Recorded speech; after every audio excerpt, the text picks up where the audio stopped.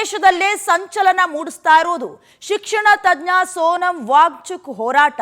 ಕಳೆದ 21 ದಿನಗಳಿಂದ ದೆಹಲಿಯಲ್ಲಿ ಸೋನಂ ವಾಂಗ್ಚುಕ್ ಸತ್ಯಾಗ್ರಹವನ್ನ ಮಾಡ್ತಿದ್ದಾರೆ ಉಪವಾಸದ ಮೂಲಕ.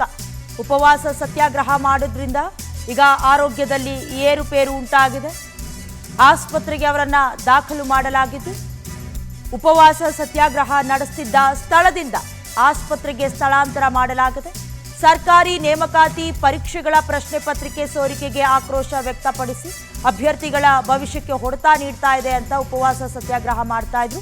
ಕಾರ್ಯಕರ್ತರು ಅಡ್ಡಿ ಮಾಡಿದ್ರು ಕೂಡ ವಾಂಗ್ಚುಕ್ ಅವರನ್ನ ಸ್ಥಳಾಂತರ ಮಾಡಲಾಗಿದೆ. ಕೂಡಲೇ ಪ್ರತಿಭಟನಾ ಸ್ಥಳ ಖಾಲಿ ಮಾಡುವಂತೆ ಪೊಲೀಸರು ಸೂಚನೆ ಕೊಟ್ಟಿದ್ದಾರೆ.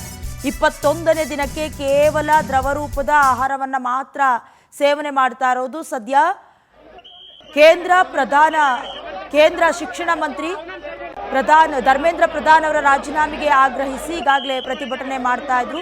ನೀಟ್ ಪರೀಕ್ಷೆ ಪತ್ರಿಕೆಯನ್ನ ಸೋರಿಕೆ ಮಾಡಿರುವ ವಿಚಾರ ಜೊತೆಗೆ ಏನೇನು ಎಫೆಕ್ಟ್ ಆಗುತ್ತೆ ಅಭ್ಯರ್ಥಿಗಳಿಗೆ ಅನ್ನೋದಾಗಿ ಕುರಿತು ಈಗಾಗಲೇ ಈ ಪ್ರತಿಭಟನೆ 21ನೇ ದಿನಕ್ಕೆ ಕಾಲಿಟ್ಟಿತ್ತು. ಹೈಕೋರ್ಟ್ ಕೂಡ ಅವರಿಗೆ ಚಿಕಿತ್ಸೆಯನ್ನ ಕಾಲಕಾಲಕ್ಕೆ ನೀಡಬೇಕು ಅನ್ನುವಂಥ ಆದೇಶವನ್ನ ನೀಡೋದ್ರ ಮೂಲಕ ಕಳವಳವನ್ನ ಕೂಡ ವ್ಯಕ್ತಪಡಿಸಿತ್ತು. ಸದ್ಯ ಸರ್ಕಾರಿ ನೇಮಕಾತಿ ಪರೀಕ್ಷೆಗಳ ಪ್ರಶ್ನೆ ಪತ್ರಿಕೆ ಸೋರಿಕೆಗೆ ಆಕ್ರೋಶವನ್ನ ವ್ಯಕ್ತಪಡಿಸಿದ್ರು. ಅಂದ್ರೆ ಅಭ್ಯರ್ಥಿಗಳ ಭವಿಷ್ಯ ಏನಾಗಬೇಕು ಅನ್ನೋದಾಗಿ ಕೋರಿ ಇದಕ್ಕೆ ಸಂಬಂಧಪಟ್ಟ ಹಾಗೆ ಸುಮಾರು 25 ದಿನಗಳಿಂದ ಕಾಕ್ರೋಚ್ ಜನತಾ ಪಾರ್ಟಿ ಕೂಡ ಇವರಿಗೆ ಬೆಂಬಲವನ್ನ ವ್ಯಕ್ತಪಡಿಸಿದ್ರು. ಅದಾದ ನಂತರದಲ್ಲಿ ಸುಮಾರು 8 ಕೆಜಿ ತೂಕವನ್ನ ಕೂಡ ಕಳೆದುಕೊಂಡಿದ್ರು. ಆರೋಗ್ಯದ ಸ್ಥಿತಿ ದಿನದಿಂದ ದಿನಕ್ಕೆ ಕ್ಷೀಣಿಸ್ತಾ ಇತ್ತು. ಹಾಗಾಗಿ ಒಂದಷ್ಟು ಭಯ ಇತ್ತು, ಆತಂಕದ ಛಾಯೆ ಕೂಡ ಆವರಿಸಿಕೊಂಡಿತ್ತು. ಅದಾದ ನಂತರದಲ್ಲಿ ಬಾಲಿವುಡ್ನ ಅಂಗಳಕ್ಕೂ ಕೂಡ ಇದು ತಲುಪಿದ್ದು ಕೆಲ ನಟ ನಟಿಯರು ಕೂಡ ಸಪೋರ್ಟಿವ್ ಆಗಿ ನಿಂತ್ಕೊಂಡಿದ್ರು. ಅಂದ್ರೆ ಅವರ ಜೀವಕ್ಕಿಂತ ಪರೀಕ್ಷಾ ಪತ್ರಿಕೆ ಏನು ಇಂಪಾರ್ಟೆಂಟಾ, ಅದಕ್ಕೆ ಸಂಬಂಧಪಟ್ಟ ಹಾಗೆ ಕಠಿಣ ಕ್ರಮವನ್ನ ಒದಗಿಸಬೇಕು ಅಂತ. ಇನ್ನು ಜೂನ್ 28ರಿಂದ ಜಂತರ್ ಮಂತರ್ನಲ್ಲಿ ಸೋನಂ ಪ್ರತಿಭಟನೆಗೆ ಮುಂದಾಗಿದ್ರು. ಅಮರನಾಥ ಉಪವಾಸ ಸತ್ಯಾಗ್ರಹ ಕೈಗೊಂಡಿರುವ ಪರಿಸರವಾದಿ. ಇನ್ನು ಕಾಕ್ರೋಚ್ ಜನತಾ ಪಾರ್ಟಿಯಿಂದ ಕೂಡ ಅಭಿಜಿತ್ ದೀಪ್ಗೆ ಆರಂಭಿಸಿದ ಹೋರಾಟ ಇದು. ಶುರುವಿನಲ್ಲಿ ಶಿಕ್ಷಣ ಸಚಿವ ಧರ್ಮೇಂದ್ರ ಪ್ರಧಾನ್ ರಾಜೀನಾಮೆಗೆ ಒತ್ತಡ ಹೆಚ್ಚಾಗ್ತಾ ಇದೆ. ನೀಟ್ ಪರೀಕ್ಷೆ ಪ್ರಶ್ನೆ ಪತ್ರಿಕೆ ಸೋರಿಕೆಯನ್ನ ಖಂಡಿಸಿ ಹೋರಾಟ ನಡೆಸಿರೋದು. ಪಾರದರ್ಶಕ ಪರೀಕ್ಷಾ ವ್ಯವಸ್ಥೆ, ಯುವಕರಿಗೆ ನ್ಯಾಯ ಒದಗಿಸುವ ನಿಟ್ಟಿನಲ್ಲಿ ಆಗ್ರಹಿಸಲಾಗ್ತಾ ಇರೋದು. ಮೊದಲ ಬಾರಿಗೆ ಕಾಕ್ರೋಚ್ ಜನತಾ ಪಾರ್ಟಿ ಸೋಷಿಯಲ್ ಮೀಡಿಯಾದಲ್ಲಿ ಸಂಚಲನವನ್ನ ಕ್ರಿಯೇಟ್ ಮಾಡಿದ ನಂತರದಲ್ಲಿ ಅಭಿಜಿತ್ ದೀಪ್ಗೆ ಬಹಳ ದೊಡ್ಡ ಮಟ್ಟದಲ್ಲಿ ಧರ್ಮೇಂದ್ರ ಪ್ರಧಾನ್ ರಾಜೀನಾಮೆಗೆ ಒತ್ತಾಯಿಸಿ ಪ್ರತಿಭಟನೆಗೆ ನಿರತರಾಗಿದ್ರು. ಅದಾದ ನಂತರದಲ್ಲಿ ಈಗ ಮತ್ತೆ ಉಪವಾಸ ಸತ್ಯಾಗ್ರಹವನ್ನ ನಡೆಸ್ತಾ ಇದ್ರು. ಸೋನಂ ವಾಂಗ್ಚುಕ್ ಅವರ ಹೋರಾಟ ತೀವ್ರ ಸ್ವರೂಪವನ್ನ ಪಡ್ಕೊಂಡಿತ್ತು.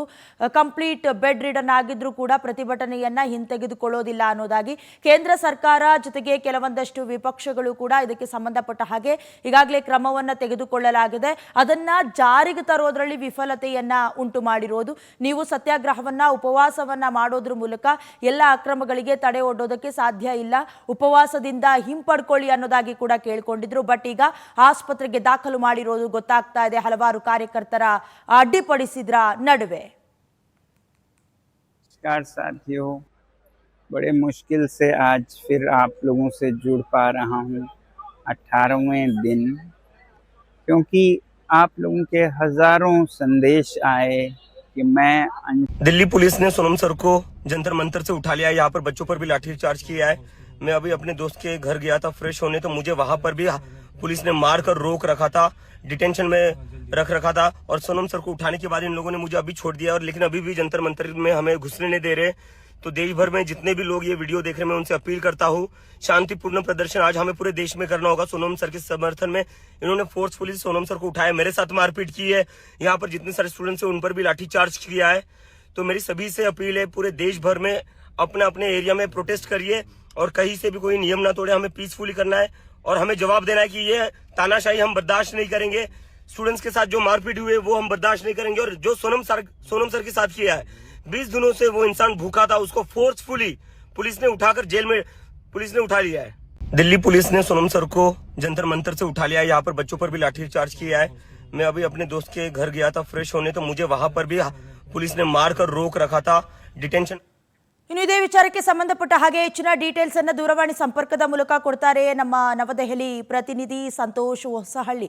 ಸಂತೋಷ್, ಈಗಾಗಲೇ ಗಮನಿಸ್ತಾ ಇದ್ವಿ ಉಪವಾಸ ಸತ್ಯಾಗ್ರಹದಿಂದ ವಾಂಗ್ಚುಕ್ ಅವರ ಆರೋಗ್ಯ ಏರುಪೇರನ್ನ ಕಂಡಿರೋದು, ಆಸ್ಪತ್ರೆಗೆ ದಾಖಲು ಮಾಡಿರೋದು, ಚಿಕಿತ್ಸೆಗೆ ಸ್ಪಂದಿಸ್ತಾ ಇದ್ದಾರೆ, ಏನು ಹೇಳ್ತಾ ಇದ್ದಾರೆ, ಪ್ರತಿಭಟನೆಯನ್ನ ಕೈ ಬಿಡ್ತಾರ, ಅವರ ಕಾರ್ಯಕರ್ತರ ಮಾತುಕತೆ ಹೇಗಿದೆ, ಸದ್ಯಕ್ಕೆ ಅಲ್ಲಿನ ಪರಿಸ್ಥಿತಿ ಹೇಗೆ ಬಿಗಡಾಯಿಸಿದೆ ಸಂತೋಷ್?